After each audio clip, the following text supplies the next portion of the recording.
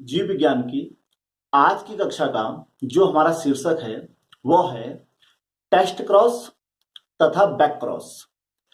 Test cross से हमारा तात्पर्य है परीक्षार्थ संकर व बैक क्रॉस से हम समझ सकते हैं प्रतीप संकर। बोर्ड की परीक्षाओं में सबसे ज्यादा पूछे जाने वाले प्रश्नों में यह प्रश्न भी है। यह काफी बार परीक्षाओं में पूछा जाता है। तो टेस्ट क्रॉस व बैक क्रॉस को समझने के लिए पहले हमको जीनोटाइप व फिनोटाइप शब्द की व्याख्या कर लेनी चाहिए। जीनोटाइप और फिनोटाइप से हमारा तात्पर्य यह है कि किसी भी जीवधारी में किसी भी लक्षण को प्रकट करने के लिए जीन का एक जोड़ा उपलब्ध होता है। मीन्स जीन के एक जोड़े के द्वारा हम किसी पर्टिकुलर फीचर को शो करते हैं। अब जो जीन का जोड़ा होता है उस जोड़े में हमने यह देखना होता है कि क्योंकि वो जोड़े में एक जो जीन होता है वो माता से और एक जीन जो होता है वो पिता से प्राप्त होता है। तो दोनों जीन में से जो जीन प्रभावी होता है वह दूसरे जीन पर अपने प्रभाव को दिखा देता है। इसी के आधार पर हम मनुष्य में या किसी भी जीवधारी में लक्षणों को देखते हैं। तो इसको हम बोर्ड में अच्छी प्रकार समझते हैं। तो जैसा कि हमने आपसे पहले कहा कि किसी भी लक्षण को शो करने के लिए जीन का एक ग्रुप हमारे पास होता है। सपोज दैट हम किसी पौधे की लंबाई को शो करना चाहते हैं, तो लंबाई के लिए हमने यहाँ पर यह इस प्रकार से जीन का एक जोड़ा बना दिया है। हम इसको इस प्रकार भी दिखा सकते थे, इसको इस प्रकार भी दिखा सकते थे। तो अब हम यहाँ ये मान के चलते हैं कि जो कैपिटल टी है वह एक प्रभावी लक्षण है, अर्थात यह लंबेपन को शो करेगा।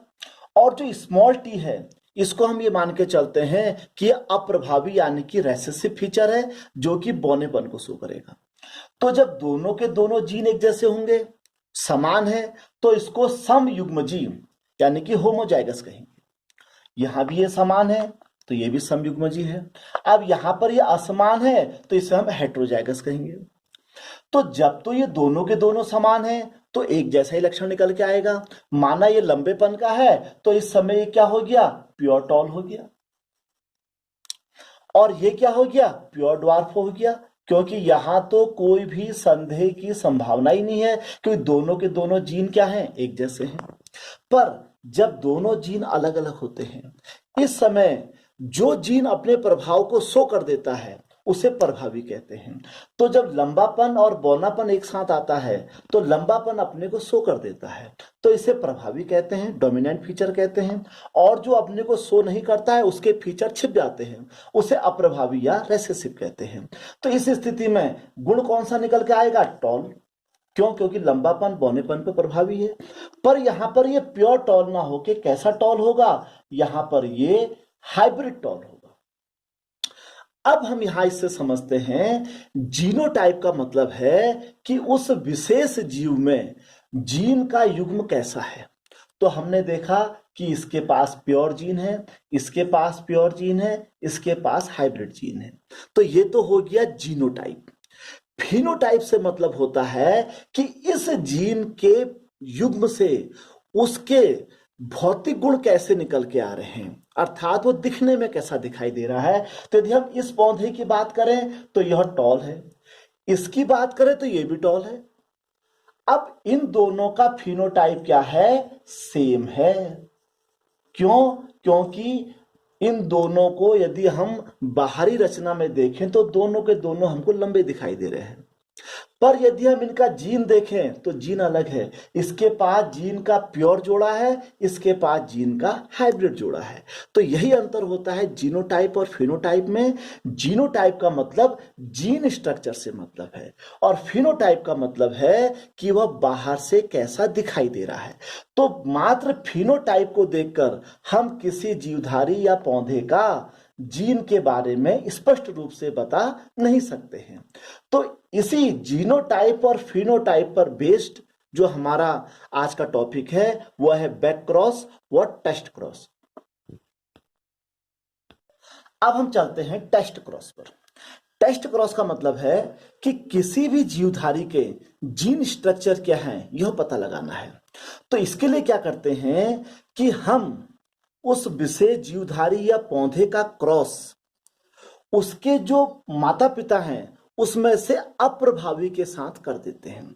सपोज दैट हमारे पास एक जीन स्ट्रक्चर है टीटी और टीटी, मींस ये हमारा प्योर है, ये हमारा हाइब्रिड है, पर दोनों का फिनोटाइप क्या होगा, लंबापन होगा। क्यों? क्योंकि यह भी लंबापन शो करेगा, यह भी लंबापन शो करेगा। अब हमको देखना है कि वो पर्टिकुलर जो पौधा या जीवधारी हमारे पास है उसके पास जीन स्ट्रक्चर कैसे। तो ऐसे में हम क्या करेंगे, क्योंकि इन दोनों का जो निर्माण हुआ है वह माता पिता कैसे थे, शुद्ध लंबे और शुद्ध छोटे। तो ऐसे में हमको इनका जीनोटाइप यदि पता करना है तो हम उसकी पिछली पीढ़ी में अप्रभावी के साथ उसका क्रॉस कर देंगे। तो अब हम क्या करते हैं, यहां पर दो कंडीशन बना देते हैं। इसका हम अप्रभावी, अप्रभावी का मतलब होता है हमने शुद्ध बौना यहां पर ले लिया। अब हमारे पास जो है हमको यह नहीं पता इस समय कि ये शुद्ध है या हाइब्रिड है। अब हम क्या करेंगे, बारी बारी से उनका दोनों का इस अप्रभावी के साथ क्रॉस कर देंगे। तो जब यदि हमारे पास जो फीचर है वो प्योर होगा तो जब हम उसका अप्रभावी के साथ क्रॉस कराएंगे तो 100% कौन सा गुण निकल के आएगा, डोमिनेंट गुण निकल के आएगा। तो यदि सारे के सारे ऑप्शन प्रभावी लक्षणों वाले हैं तो ये समझ जाइए कि हमारे पास जो जीन स्ट्रक्चर था वो क्या था, प्योर था। अब दूसरी कंडीशन देखें, जब हमने दूसरी कंडीशन में उसका अप्रभावी के साथ क्रॉस किया तो यहां पर आप देखिए हमको कौन कौन से ऑप्शन प्राप्त होते हैं। ये देखिए हमने 50% तो हमको प्राप्त हुए डोमिनेंट फीचर और 50% हमको प्राप्त हुए रेसेसिव फीचर। मींस यदि हमारे पास दिया हुआ जो सैंपल है वो यदि हाइब्रिड जीनोटाइप वाला होगा तो ऐसे में जब हम उसके पुरानी पीढ़ी में उसके माता पिता में से किसी अप्रभावी के साथ क्रॉस कराएंगे तो इस समय जो डोमिनेंट और रेसेसिव प्रभावी और अप्रभावी लक्षण जो होंगे वह 50-50% यानी कि 1:1 के रेशियो में अपने को पृथक कर लेंगे। अतः टेस्ट क्रॉस के माध्यम से हम किसी दिए गए फिनोटाइप के लिए उसके जीनोटाइप के बारे में आसानी से पता कर सकते हैं। अब हम चलते हैं बैक क्रॉस पर। बैक क्रॉस की सहायता से यानी कि प्रतीप संकर की सहायता से हम कुछ ही पीढ़ियों में शुद्ध जीनोटाइप को प्राप्त कर लेते हैं। तो मेंडल ने भी अपने प्रयोगों में बैक क्रॉस को कई बार यूज किया ताकि वो मटर के पौधों की शुद्ध जातियों को जल्दी प्राप्त कर सके। अब यहां पर हम क्या देखते हैं बैक क्रॉस में, अब बैक क्रॉस में हम देखते हैं माना हमारे पास इनसे हमने क्रॉस कराया तो हमारे पास टीटी हाइब्रिड एक पौधा प्राप्त हुआ, शुद्ध लंबे का शुद्ध पौधे से कारण। अब हमको इस हाइब्रिड F1 जनरेशन में जो हाइब्रिड बना है इसकी शुद्ध जाति प्राप्त करनी है, यानी कि हमको शुद्ध बौना या शुद्ध लंबा प्राप्त करना है। तो ऐसे में हम इस संतति पीढ़ी का उसके पीछे की पुरानी पीढ़ी के किसी भी पेरेंट्स के साथ हम क्रॉस करा लेते हैं। तो यहां पर हम देखो दो कंडीशन बना लेते हैं।